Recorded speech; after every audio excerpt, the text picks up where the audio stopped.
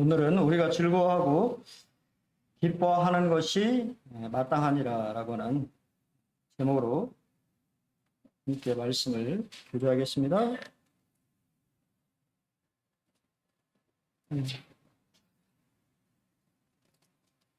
11절로 32절 말씀 같이 교독하겠습니다. 11절. 또 이르시되 어떤 사람에게 두 아들이 있는데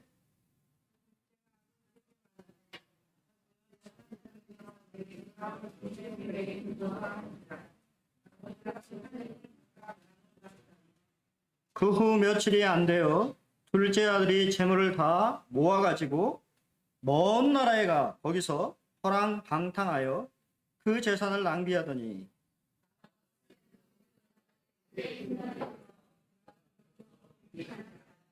가서 그 나라 백성 중 한 사람에게 붙여 사니 그가 그를 들로 보내어 돼지를 치게 하였는데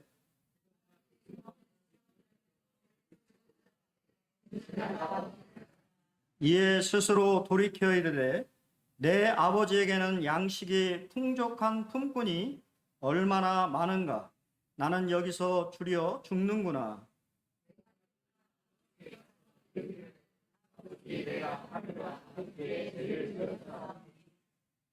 지금부터는 아버지의 아들이라 일컬음을 감당하지 못하겠나이다. 나를 품꾼의 하나로 보소서 하리라 하고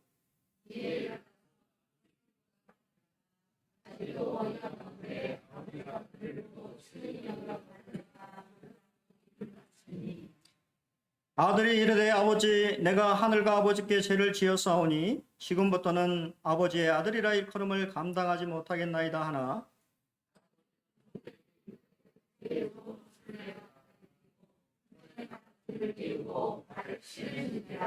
그리고 살찐 송아지를 끌어다가 잡으라. 우리가 먹고 즐기자.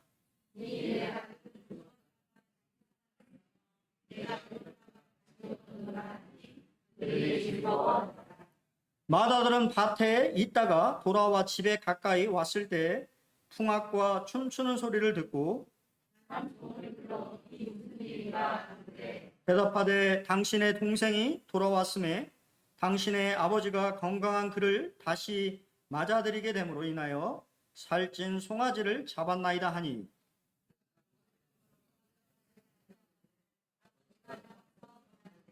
아버지께 대답하여 이르되 내가 여러 해 아버지를 섬겨 명을 어김이 없거늘 내게는 염소 새끼라도 주어 나와 내 벗으로 즐기게 하신 일이 없더니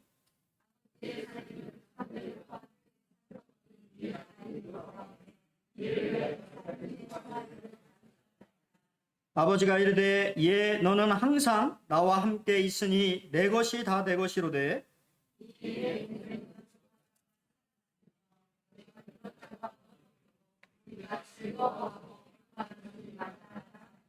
예, 감사합니다.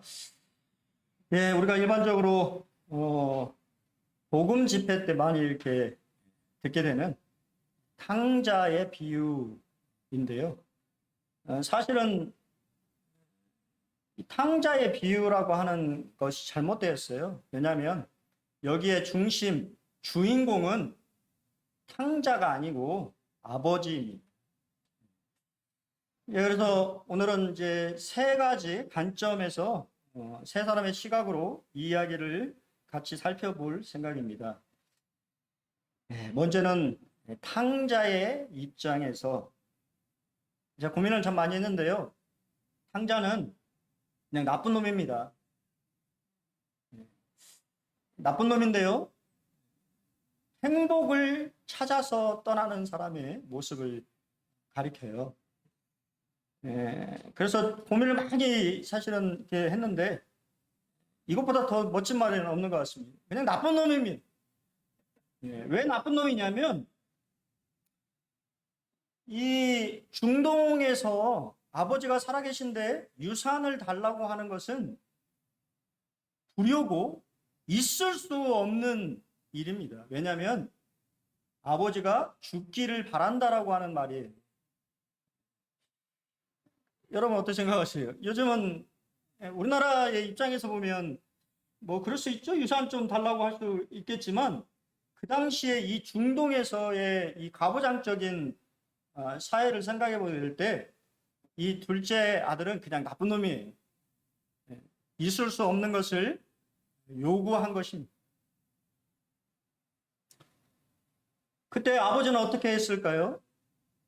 그 마음에 정욕들을 그냥 내어버려 두셨다라고 하는 거예요. 아버지가 그 살림을 각각 나누어 주었다라고 성경에 기록되어 있습니다. 가장 무서운 것은 하나님의 은혜의 보호막이 없어지는 것이에요. 내 마음대로 살고 싶은 대로 놔둔다라고 하는 것은 결국 하나님의 보호막을 제거하는 것입니다. 네 마음대로 한번 해보라고 하는 거예요. 그래서 하나님의 일종의 심판입니다. 그리고 이러한 결정은 그냥 결정하는 것이 아니죠. 아버지는 아마 심사숙고했을 것입니다. 하지만 나쁜 놈한테는 극약 처방이 어떻게 보면 나올 수도 있기 때문에 아버지는 그가 원하는 대로 아직 죽지도 않았는데도 불구하고 아들에게 유산을 상속해 줍니다. 이것은 또한 우리 인생의 모습을 보여주는 것인데요. 우리 인생이 내 힘으로 살아가는 것처럼 보이지만 사실 육체적, 정신적 모든 영역에서 하나님의 우리에게 주신 힘으로 살아가는 것이 인생이에요. 그래서 우리의 호흡조차도 우리 마음대로 할 수가 없어요. 자살을 제외하고 하나님의 우리의 호흡을 주장하시기 때문에 우리가 살아가고 있는 것입니다. 그것을 인생은 잘 깨닫지 못하고 그저 내 힘으로 살아가는 것처럼 생각한다는 것이죠. 로마서의 사도 바울은 이 버려두심에 대해서 1장에서 상당히 많이 언급하고 있어요. 더러움에 내어버려 두셨다라고. 그러니까 인생이 그냥 인생이 하고 싶은 대로 하도록 내버려 두셨다라고 하는 거예요. 그리고 동성애에 내버려 두셨습니다. 동성애를 한다고 해서 하나님이 즉각적으로 심판하지 않으시죠. 즉각적인 심판이 없기 때문에 그게 죄인지를 모르는 것입니다. 하지만 그게 죄라고 하는 것을 알도록 내버려 두시는 거예요. 왜냐하면 그러한 것의 결과가 무엇입니까? 에이즈. 이번에 원숭이 두창이라고 하는 질병이 유럽을 강타하고 우리나라도 한 명 이렇게 발생이 됐는데요. 그 원인이 동성애자의 파티에서 비롯됐다라고 하는 것이 일반적인 생각이에요. 질병이 발생할 수밖에 없는 것입니다. 순리를 영리로 쓰게 되면 그 결과는 끔찍하고 비참한 결과를 가져올 수밖에 없는 거예요. 하지만 그렇게 하신 것은 사실 하나님의 은혜가 담겨 있는 거예요. 왜냐하면 못 깨닫고 있으니까. 그게 죄인지를 모르니까 내버려 두시는 것입니다. 알도록. 또한 죄악에 내버려 두십니다. 그들의 마음에 하나님을 두르기 싫어하죠. 인생은 하나님을 별로 안 좋아해요. 우리가 예수 믿는 사람들이 이 믿음의 공동체로 이렇게 있으니까 여기 앉아 계신 분 다 예수가 좋아서 앉아 있는 거지. 바깥에 있는 우리 어제도 제가 저희 가족 모임이 있었는데 저희 간만에 제가 전도책자를 가지고 왔어요. 우리 형이 주지 마. 저한테 그래서 억지로 읽어봐. 올라갈 때 심심하면 읽어봐야 돼. 꼭 읽어보라고 하고 그냥 줬는데요. 그냥 싫은 것입니다. 하지만 하나님은 그냥 그대로 내버려 두심으로 죄가 죄인 것을 알게 하시는 거예요. 근데 인생이 잘 몰라. 인생에 착각이 여기에 있습니다. 내 마음대로 살면 행복할 줄 안다고 하는 거예요. 이 둘째 아들은 우리 인생의 어떻게 보면 이 대표의 역할을 하는 거예요. 그가 재물을 다 가지고 먼 나라에 가서 허락망탕한다는 말은 이 낭비를 했다라고 하는 뜻을 갖고 있어요. 그냥 자기가 자기 마음대로 자기의 인생을 살아보는 것입니다. 근데 그 결국은 뭐예요? 그렇게 아버지를 떠나면 행복할 줄 생각하고 떠났지만 그의 인생은 나락으로 떨어지는 것을 보게 됩니다. 또한 동일하게 탕자는 땅의 아버지에게 등을 돌렸고 먼 나라에 갔다라고 하는 것은 유대인의 청중 입장에서는 그가 믿음을 버렸다라고 하는 것을 의미하는 거예요. 그는 어렸을 때부터 하나님을 믿는 여호와 신앙으로 자랐는데 이제는 먼 나라에 가서 자기 멋대로 살았다라고 하는 것은 하나님의 신앙에서도 그가 등을 돌렸다라고 하는 것을 말하는 것입니다. 여기에 하나님의 은혜가 있습니다. 여러분 혹시 오늘 아침에 알람 그냥 일어나셨나요? 알람 울려놓고 일어나셨나요? 예? 그냥 일어나셨어요? 네. 아마 젊은 분들은 그냥 못 일어나니까 알람을 켜놓을 거고, 우리가 이제 연세가 좀 있으신 분들은 일찍 주무시니까 일찍 일어나셨을 건데요. 인생에도 하나님의 알람이 울린다는 거예요. 근데 그 알람을 못 깨닫는 게 인생의 문제입니다. 그냥 자기 마음대로 살면 행복할 줄 알고 아버지를 떠나서 자기 멋대로 살았지만 이제 거기에 역경이 주어집니다. 흉년이 들었어요. 우리가 흉년 이렇게 그냥 여러분은 모르시겠습니다만 모르겠습니다. 저는 보릿고개를 사실 경험한 세대는 아니거든요. 그래서 그렇게까지는 잘 모르겠습니다만 이 역사가들에 의하면 흉년은 굶주린 사람들이 살아남기 위해서 풀, 신발 가죽, 쓰레기, 심지어는 죽은 지 얼마 안 되는 사람들을 인육까지도 먹는 상태로 전락하게 한다고 얘기합니다. 여러분 우리가 살고 있는 이 시대에도요. 제가 2주 전에 그 특파원 보고를 봤는데 브라질은 지금 쓰레기통을 뒤지는 사람들이 많다라고 해요. 먹을 게 없어서. 우리는 참 한국은 하나님의 은혜로 복을 받은 거예요. 수많은 지금의 나라들 가운데 이런 역경들이 임하는 곳들이 많이 있습니다. 근데 그것이 사실은 하나님의 알람 소리라고 하는 거예요. 돼지를 먹이는 일, 저희 가축업자가 없어서 다행입니다만, 돼지를 그 당시에 먹이는 일은 유태인은 할 수가 없는 일이에요, 원래는. 왜냐하면 돼지는 부정한 동물이기 때문에 유태인은 지금도 이스라엘에 가면 돼지고기를 먹지 않습니다. 소고기만 먹어요. 돼지는 부정한 동물이에요. 이방인들도 돼지를 친다고 하는 것이 쉬운 일이 아니죠. 여러분 저기 그 왕궁 혹시 가보셨어요? 삼내 지나서 왕궁 쪽에 가면 축사가 엄청나게 많아요. 돼지 축사. 냄새가 장난이 아닙니다. 혹시 모르세요? 그것 때문에 민원부터 시작해가지고 잘은 모르겠습니다. 그곳에 이주시켰다고 하더라고요. 이 가축 축사를 내주면서 원래 좀 정확하게는 모르겠습니다만 어떻게 됐든 간에 사람이 그런 냄새를 맡고 그런 일들이 쉬운 일도 아니고 사람들이 꺼리는 일이라고 하는 거예요. 특별히 유대인은 더욱 그렇죠. C.S. 루이스는 고난은 기먹은 세상을 불러 깨우는 하나님의 메가폰이다라고 얘기하고 있습니다. 여러분 인생에 어려움이 닥칠 때 사실 그것은 하나님이 여러분에게 말씀하시는 시기인 거예요. 그것을 외면해서는 안 된다고 하는 것입니다.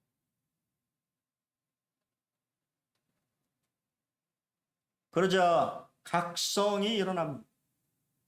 각성. 좀 어려운 말 있잖아요. 쉬운 말은 정신이 번쩍 들다. 그 말이에요. 이에 스스로 돌이켜 이제 돼지우리를 치면서 돼지가 먹는 지엽 열매, 흉년이 들었으니 돼지가 먹는 사료조차도 먹을 수가 없는 자신의 신분이 얼마나 그랬을까요? 여러분 그런 적이 있으신지 모르겠습니다만 제가 원래 육체노동을 별로 싫어하거든요. 근데 뉴질랜드에 있을 때 돈이 없어서 제가 부모의 돈을 가지고 뉴질랜드에 간 게 아니라 제가 벌어놓은 걸 가지고 갔기 때문에 돈이 없었어요. 그래서 새벽 4시에 일어나가지고 그때 제가 좀 말씀드렸잖아요. 농장에서 아르바이트를 했습니다. 이 농장이 그냥 농장이 아니에요. 제가 말씀드렸잖아요. 여기 아마 초청동보다 넓은 농장에 끝이 안 보입니다. 뉴질랜드의 농장은요, 끝이 안 보여요. 그럼 뭐 하냐? 아침부터 여기서 이제 이 펌킨이죠. 펌킨, 호박을 땁니다. 호박을 따는 게 그냥 우리가 이게 따는 게 아니에요. 땅이 엄청나게 넓잖아요.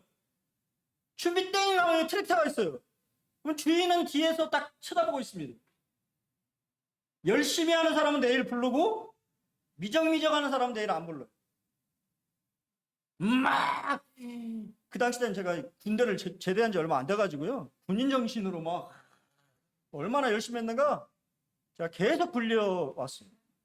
내일도 나오세요. 근데 새벽에 새벽 이슬을 맞으면 새벽 이슬이 엄청 차갑다고 느낀 게 그때 깨달았어요. 그리고는 문득 옆에 거기가 이제 휴양지거든요. 영어를 쓰는 마을인데 한국말이 들리는 거예요. 아, 어떤 젊은이들이 뉴질랜드에 놀러 와가지고 멋진 렌트카를 빌려가지고 이 해변에 좋다고 하고 시시덕거리면서 막 웃는 한국 사람 목소리가 들리는데 나는 뭐 하고 있나? 내가 여기 일하러 왔나? 그런 생각이 너무 막 들면서 눈물이 막 흘렀습니다. 나는 왜 여기 와 있지? 내가 지금 일하려고 여기에 와 있나? 그러면서 한 달간 일을 열심히 하고는 정신이 팍 들었어요.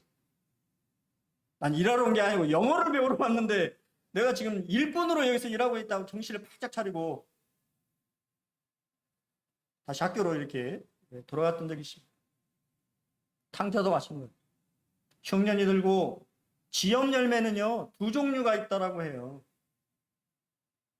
2종류가 있는데 정말 달콤하고 맛있는 지엽 열매가 있고 지금 탕자의 이 누가복음 15장에 나오는 지엽 열매는 돼지도 안 먹는 거예요.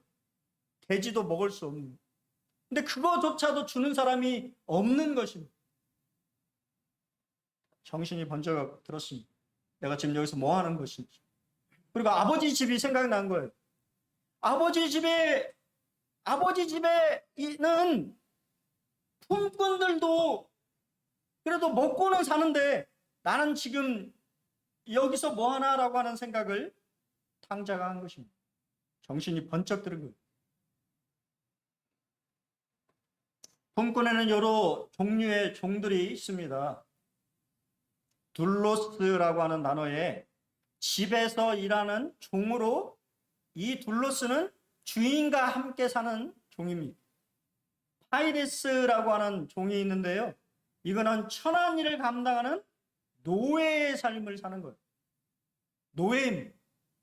그리고 마지막은 미스토스라고 하는 이 헬라어인데요. 일시적으로 고용된 그냥 일꾼을 말하는 것입니다. 그러면 탕자가 지금 소원하는 품꾼은 뭘까요? 질문이. 둘로스일까요? 파이레스일까요? 미스토스일까요?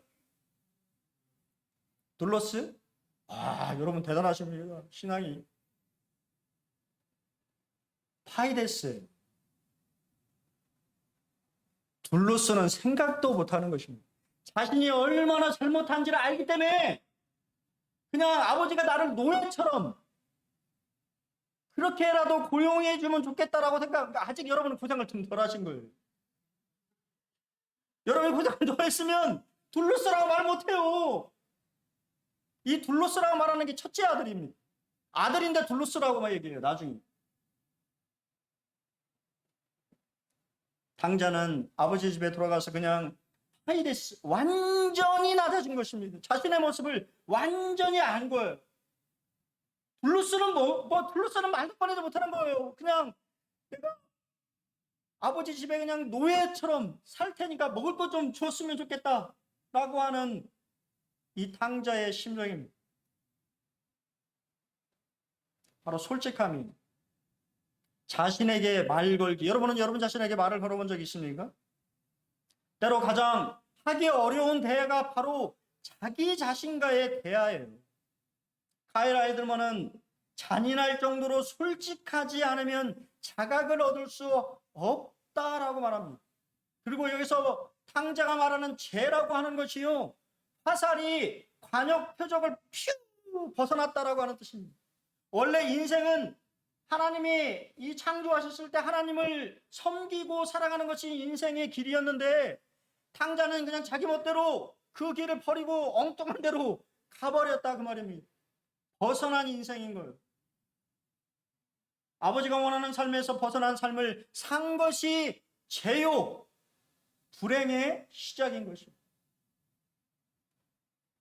여러분 아마 여러분 자신들에게 말을 걸어본 적이 있는지 모르겠어요. 저는 제가 이 구원받을 때 생각을 해보니까요, 제 자신한테 말을 걸었던 것 같아요. 주변에서 이제 그때도 말씀드렸지만 저희 부모님 중화요리집을 했어요. 근데 별로 여러분은 어떻게 생각할지 모르지만 그 당시에 옛날에 중화요리, 지금은 중화요리집 이렇게 좋습니다만 아주 좀 안 좋게 보는, 천하게 보는 그런 시선들이 있었어요.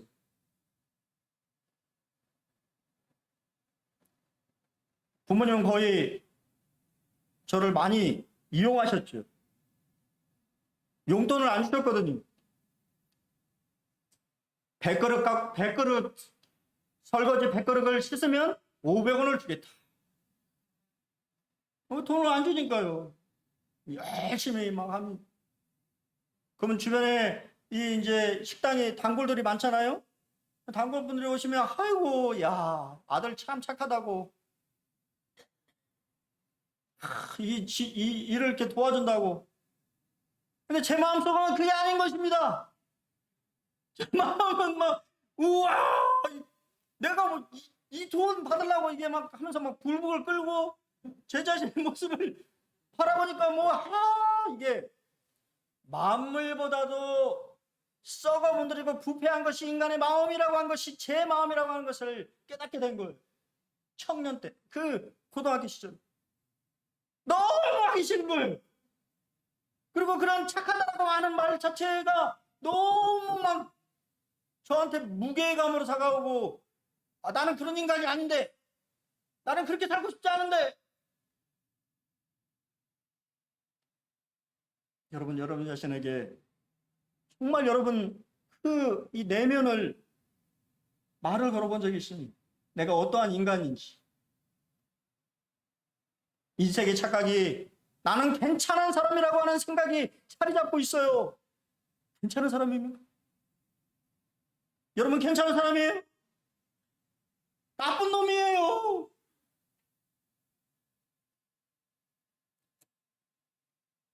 하지만 그가 잘한 것은 그 자신의 모습을 들여다봤을 때 자신이 죄인이라고 하는 사실을 알고 아버지의 집으로 돌아갔다라고 하는 것입니다. 그것이 바로 회개. 자신이 이 죄인이라고 하는 것을 깨닫고 그 죄 문제를 해결할 수 있는 분이 아버지라고 하는 사실을 깨닫고 아버지의 집으로 돌아가는 것이 바로 회개입니다. 내가 죄가 있다라고 확신이 들면 회개로 이어져야 돼요. 그냥 많은 사람들이 후회를 합니다. 아이고 내가 이런 인생을 살지 말았어야 되는데, 이런 죄를 지지 말았어야 되는데, 그러면서 또 죄를 져요. 그것은 후회하는 거예요. 회개는 무엇입니까? 돌이키는 것입니다. 죄에서 떠나는 것이.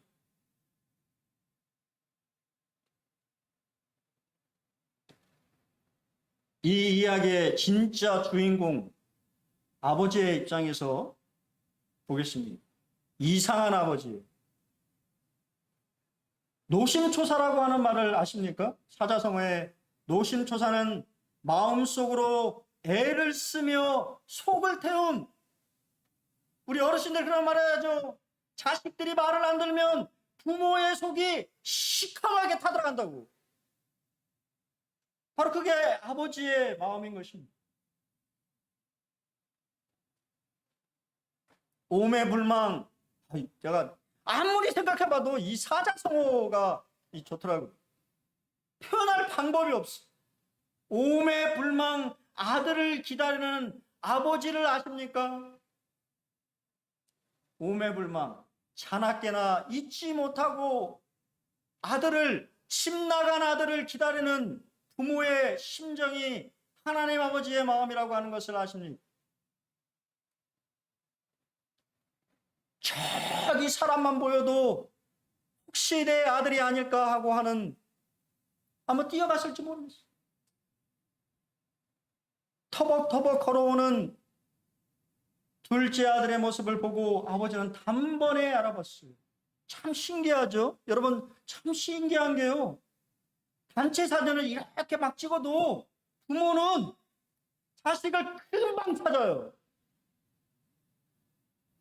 다른 사람들은 못 찾아.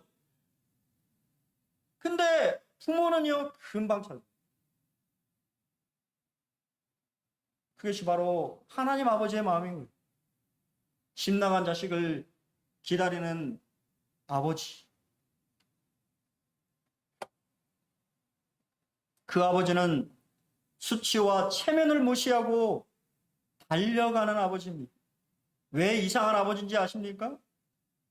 이 중동 지방에서는요, 달려간다는 말이 없어요. 달려갈 수가 없습니다.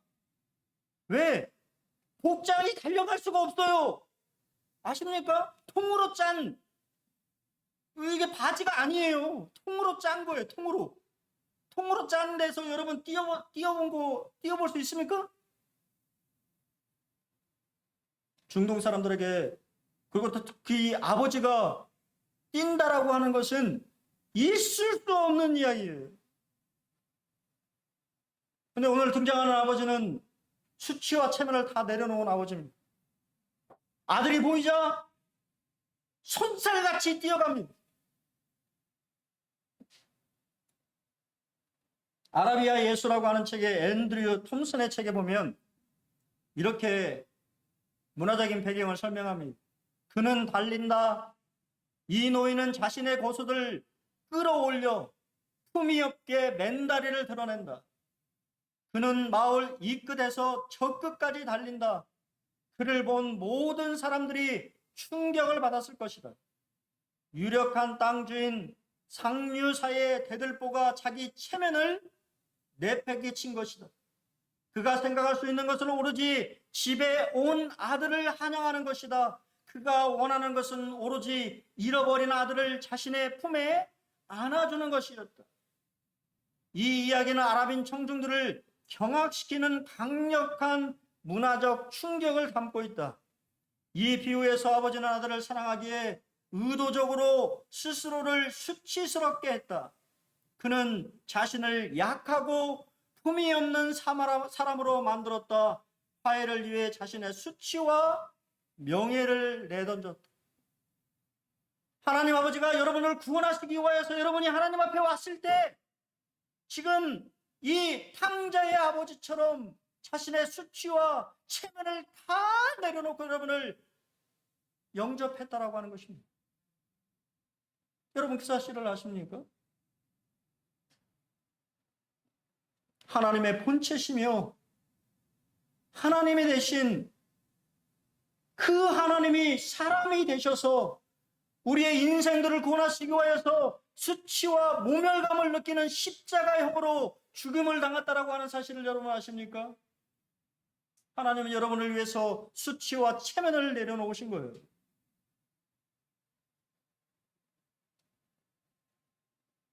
그리고는 용서와 포용의 입맞춤을 계속합니다. 목을 안고 입을 맞춘이라고 되어 있는데요. 캠벨 몰가는 이거에 대해서 이렇게 이야기합니다. 그리스도 원문은 그대로 해석하면 많이 입을 맞추었다입니다. 우리가 조금 현대식으로 표현한다면 숨 막힐 정도로 끌어안다가 될 것입니다. 더러운 젊은 아들에게 체면불구하고 달려가 숨이 막힐 정도로 끌어안고 입을 맞추는 노인이 하나님의 모습입니다. 저도 여기서 저도 생각해 보니까요, 참 그런 체면을 중시하는 사람이구나라는 생각이 듭니다. 자신의 자존심, 체면, 수치는 다 내려놓고 아버지의 집으로 돌아오는 탕자를 맞이한 그냥 막 키스를 해대는 것입니다. 살아왔다고. 중동에서의 키스는 용서를 말하는 거예요. 근데 그 용서가 한 번이 아니라고 하는 거예요. 쉴 새 없이 한 것입니다. 그게 바로 하나님의 마음인 거예요. 하나님 아버지의 마음인 것입니다. 여러분의 집으로 돌아왔을 때 아버지는 그렇게 여러분을 영접하신 거예요.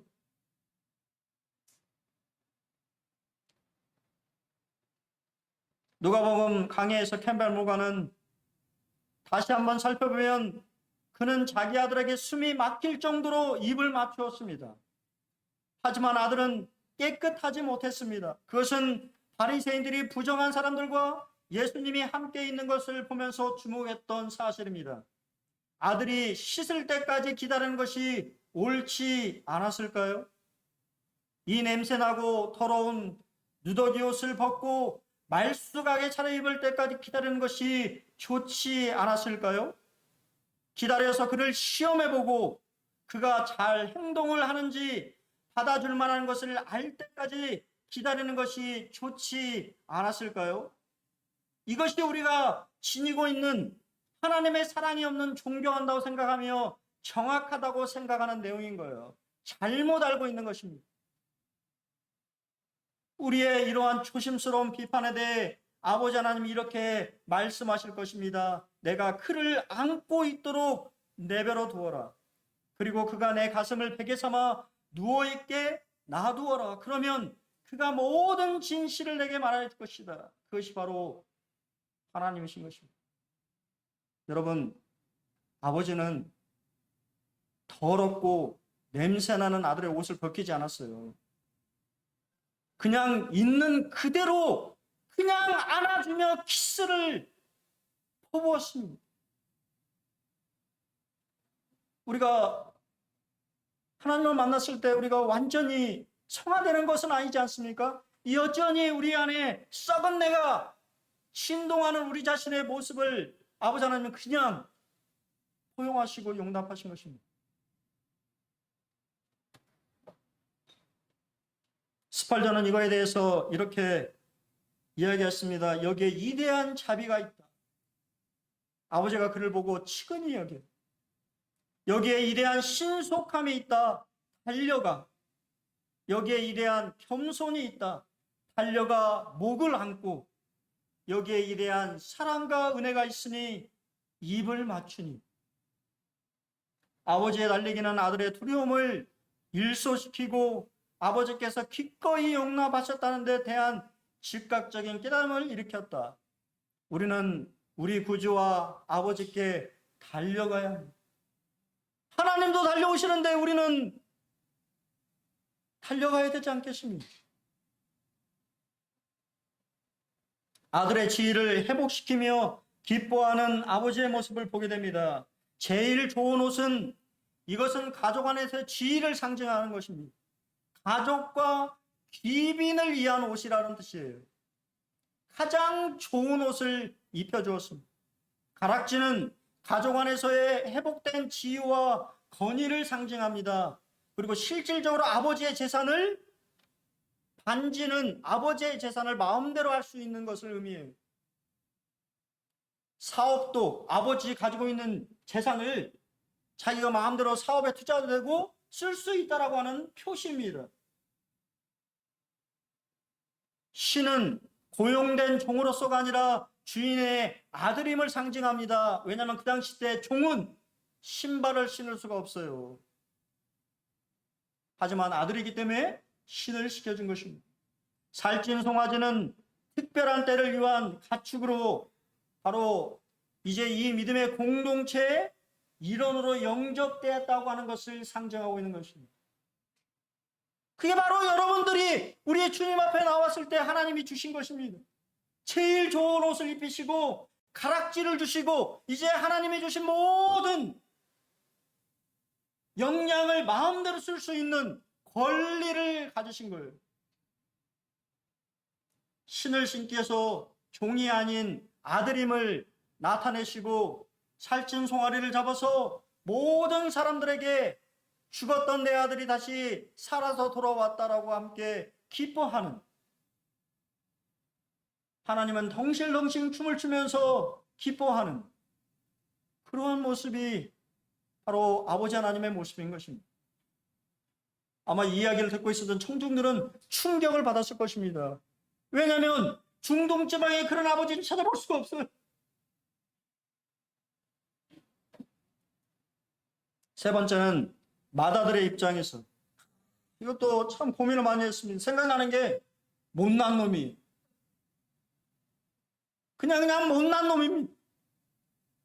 왜냐하면 즐거워하고 기뻐해야 될 그러한 시기에 분노하며 불평하는 모습을 보이는 마다들이 우리는 뭐라고 표현할까요?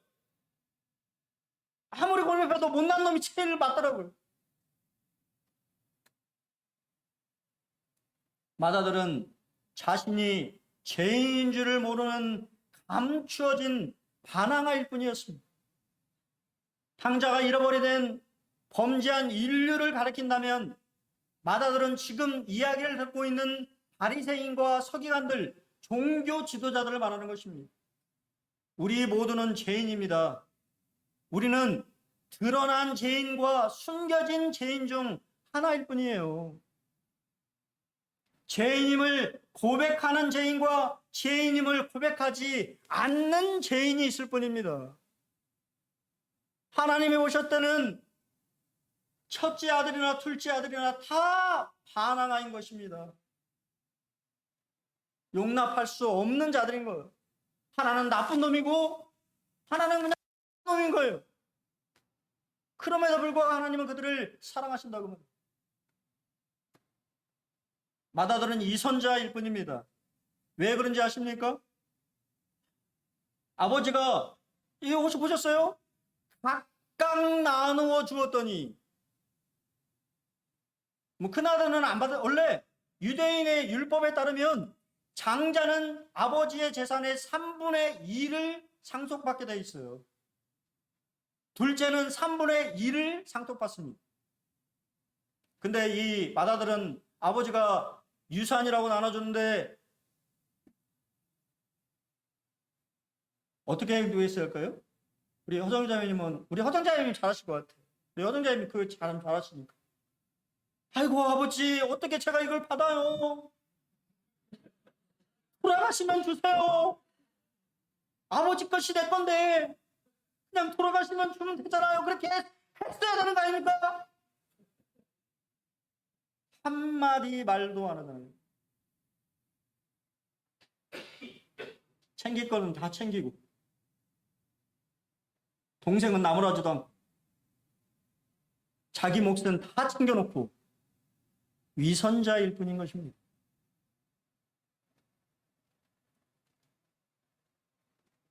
잔치 참석을 거부하며 감춰진 분노를 폭발합니다. 여기서 노하여라고 하는 단어는요, 여러분이 주전자에 물을 막 갑자기 끓으면 막 주전자가 막 하고 팍 보셨죠? 저는 어렸을 때 당번을 많이 해가지고 초등학교 때 이게 난로에 올려놓으면 주전자 물이 엄청나게 넘치는 그런 모습을 많이 봤는데, 그걸 분노가 막 끌어올라가지고 폭발을 해버리는 것입니다. 왜 폭발했을까요? 감추어진 우월감. 나는 저 나쁜 놈보다는 나는 나은데, 저 나쁜 놈은 살찐 송아리를 잡고 나는 염소 새끼 한 마리도 안 잡아주는 아버지가 불공평하다고 생각하는 거예요. 남 아버지 집에 붙어가지고 아버지의 일을 하면서 아버지를 섬겼는데 나는 인정을 안 해주고 저 나쁜 놈은 인정을 해주는 그 아버지가 싫은 것이, 자신이 무시당했다라고 생각하는 것입니다. 우리 인생이 하루마다 폭발하는 그 경우를 보면요, 대부분 자신이 무시당했다라고 생각하면서 폭발합니다. 아, 왜 무시해? 아버지가 무시하겠습니까?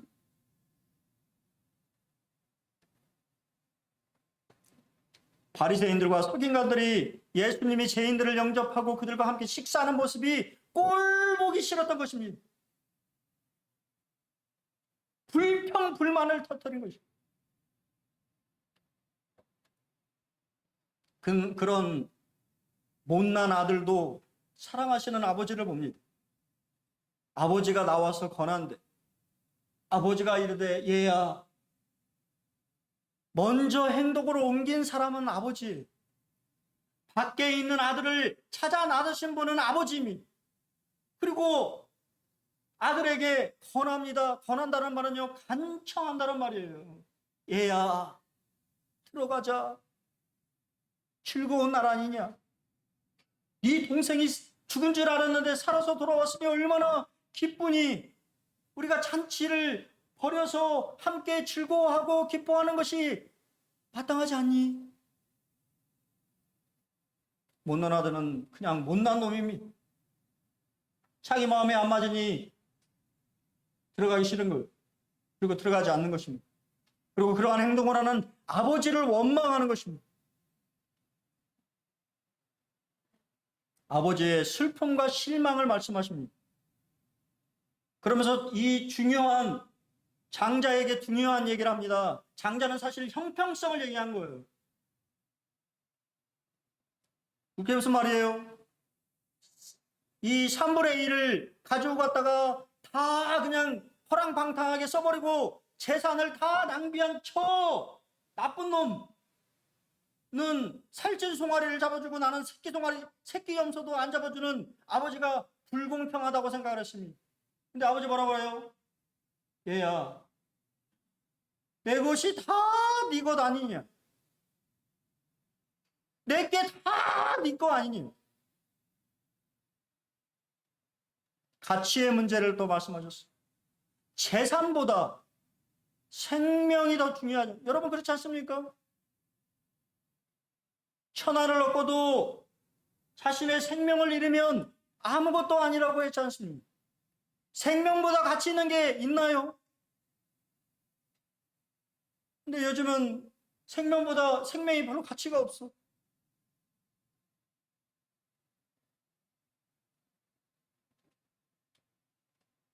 빚 때문에 자살을 선택하는, 자살해버리는, 자기 것이라고 생각하니까, 생명이 자기 것이라고 생각을 하니까 그런 선택을 하는 것입니다. 생명은 자기 것이 아니에요. 여러분, 가족이 화목하지 못하는 모습을 본다는 것만큼 부모에게 아픔이 있을까요?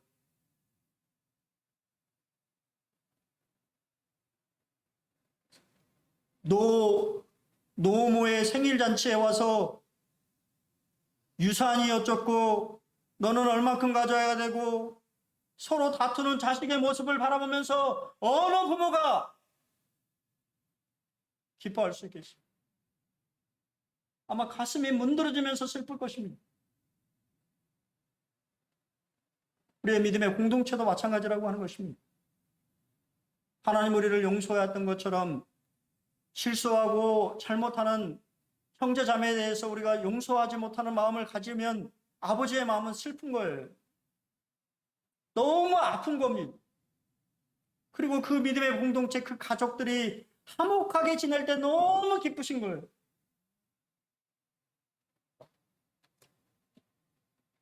그러면 성경은 열린 결말, 우리 드라마 혹시 뭐 안 보시겠지만 드라마의 한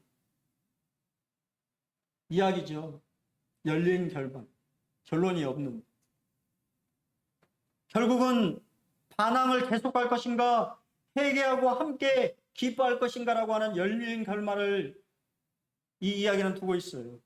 이 첫째 아들이 회개하고 아버지의 잔치에 들어왔는지 안 왔는지 설명하고 있지 않습니다. 그것을 여러분의 몫으로 두신 거예요.